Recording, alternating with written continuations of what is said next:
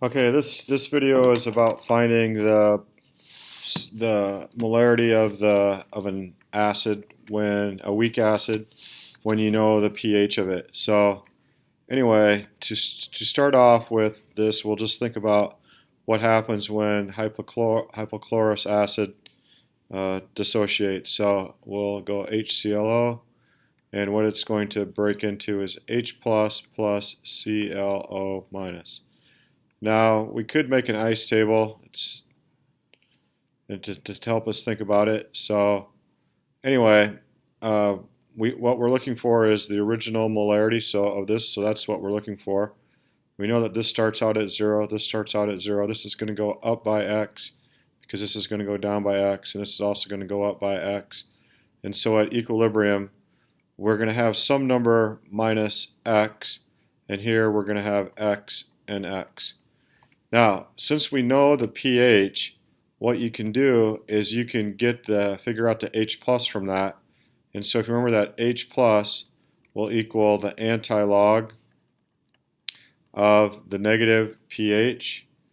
And so if you just plug this into your calculator, H plus equals anti-log, or 10 to the x, negative 4.2, you get that H plus is equal to 6.3 e to the negative 5.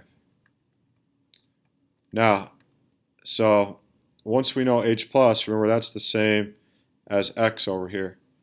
And anyway, the number is so small that if you subtract it from the original molarity, it's probably not going to make much of a difference. So what that means is we can think about our acid expression. Ka is equal to H plus times ClO minus all over HClO. Now what we're looking for is the molarity of this weak acid. So we're looking for the number on the bottom. So what we're going to do is we're just going to substitute in what we know. So the Ka is equal to 2.9 e to the minus 8. That's equal to, well, we don't know what H plus is. Oh yes, we do know what that is. That's 6.3 e to the negative 5. And so that's that number there. And the ClO is also equal to the same number, so you could write it again, or you could have just squared it. You could have just squared it over here. That might have been easier. But what we don't know is what HClO is, so we could call that X, let's just call it HClO. So we don't know what that is, the original molarity. So basically, what you got to do is you got to square this number here, or square 6.3 minus 5, because you're multiplying it together. So you're going to get 2.9 e to the negative 8 is going to equal, if you square these, 3.97 e to the negative 9 over HClO. Now, to get what HClO is equal to, you just put this number up here, and this number, you just kind of switch them around. That's the algebra. And basically, what you end up doing is taking 3.97. So you get HClO is going to be equal to 3.97 e to the negative 9 divided by 2.9 e to the negative 8.